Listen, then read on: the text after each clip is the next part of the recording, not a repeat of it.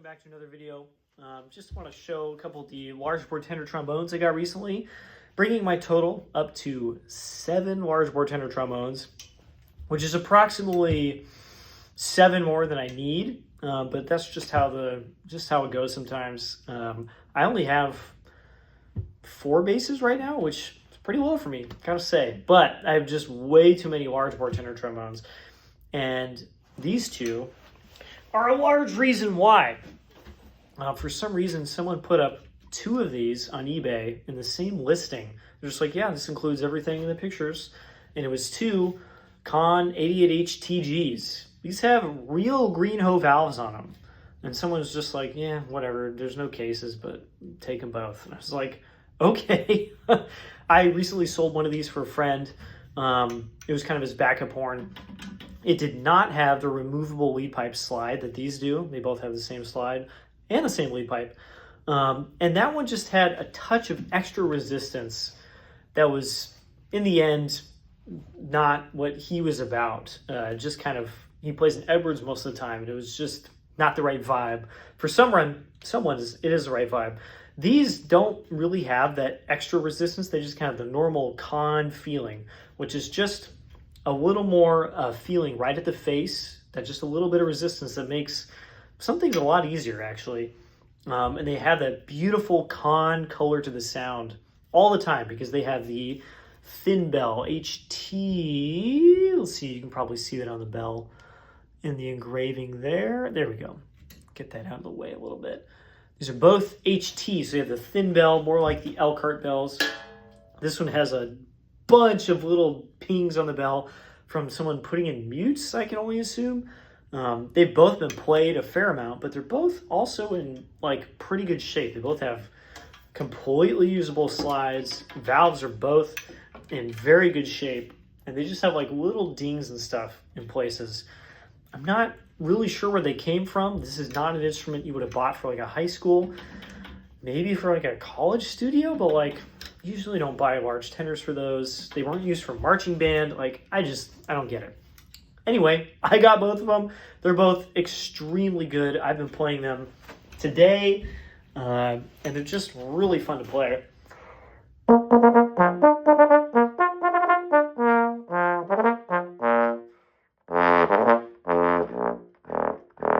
They just have that little bit of the con resistance that I'm not really used to. And it just requires you to back off the air just to like 70% of what I'm used to. And then they really want to play in a beautiful way.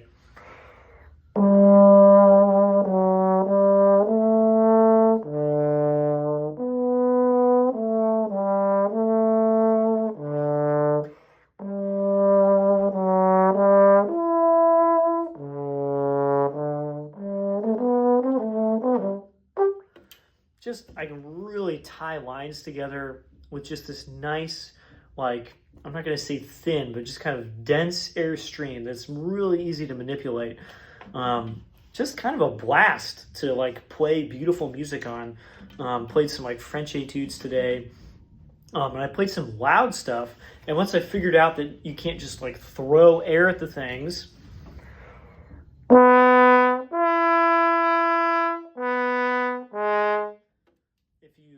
sit with that dense airstream and just keep it under control and don't just go blah.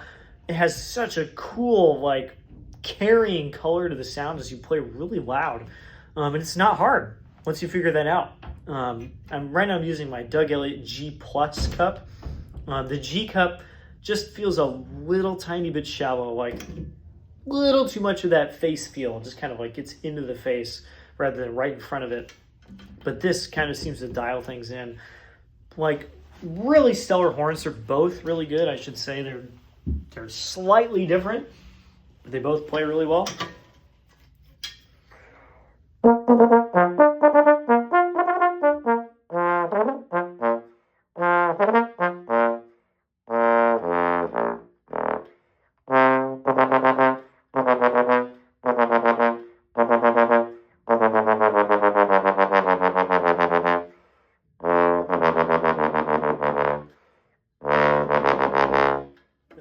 Plays very well. Again, It's not like wildly open, but it is a better balance than the stock valves on these instruments.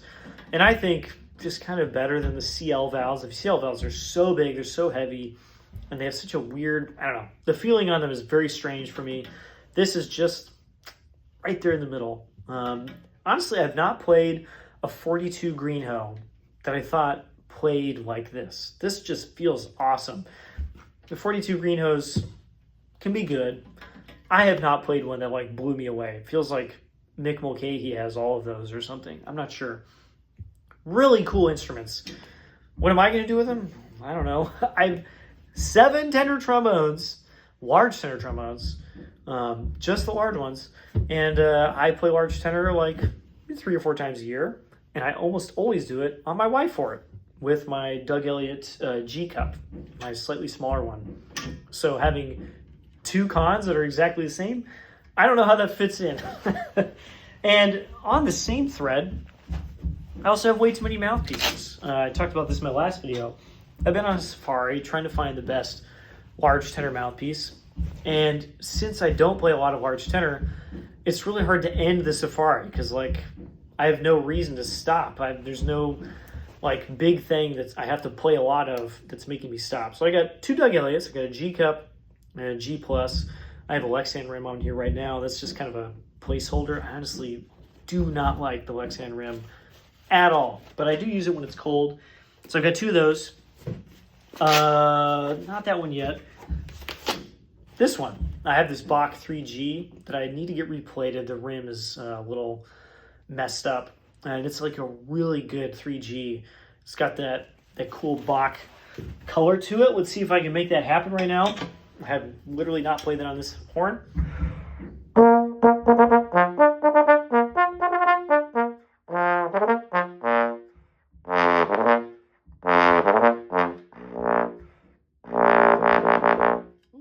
Not quite as easy, but otherwise that like Bach mouthpiece con trombone thing that all the British guys do, I get it.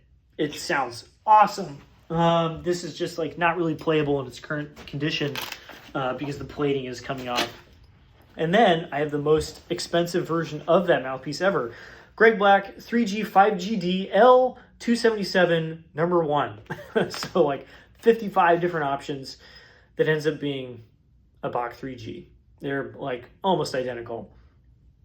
Like they feel almost the same on the face. I think the Greg Black is like just a titch deeper, but they have like the same throat. They have a very similar backbore. They're like the same. It's like kind of stupid how you can spend $70 on one of these or like $300 on one of these. This does sound like a Greg Black. It does not sound exactly the same as the Bach. Let's give that a blow.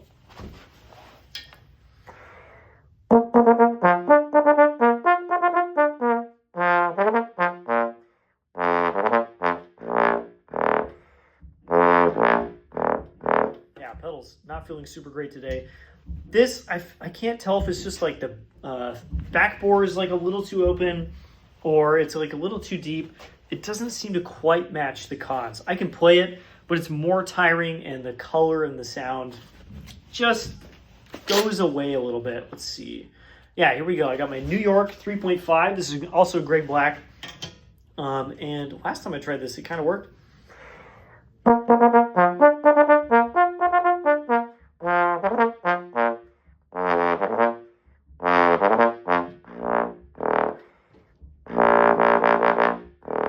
Ooh, yeah, the pedals. I'm not playing this very well. The New York mouthpiece weirdly works really well on this instrument.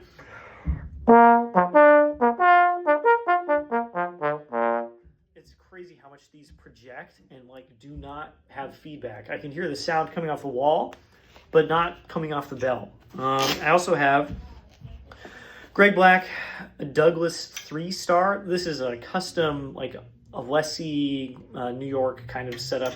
Just a little shower. And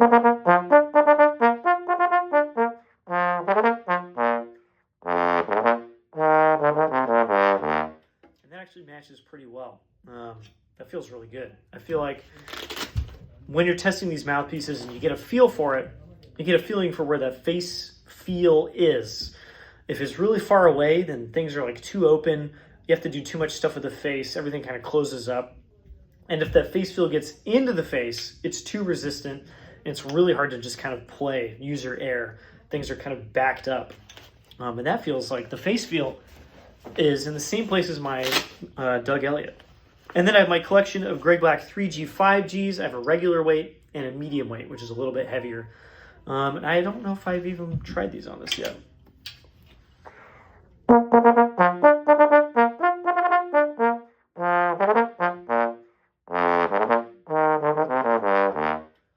Honestly, not bad. I think the face feels a little farther away, so a little more work, but not a crazy amount.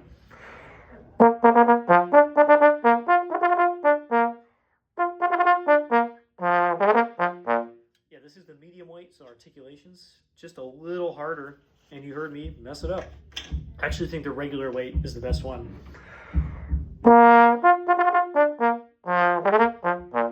Yeah, it feels good. Probably not the right choice for this instrument. In any case, I have 8 stupid mouthpieces for 7 large tenor trombones that I don't play very often. And I almost always play the same setup. Doug Elliott and my wife for it. Why'd I have all these? Who knows? That's all I got for today. I did use my Greg Black 3G, which is actually right there. Let's try that real quick, because that is another large tenor mouthpiece. So this is the deepest of all of these. Let's see how it is on a con.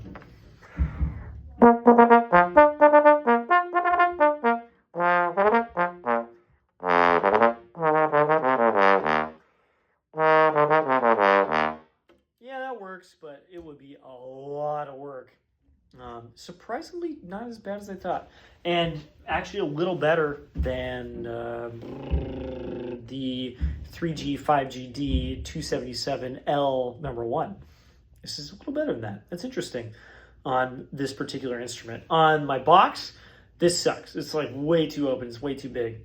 And the other fancy Greg Black is actually kind of right there in the middle. It's a good sweet spot.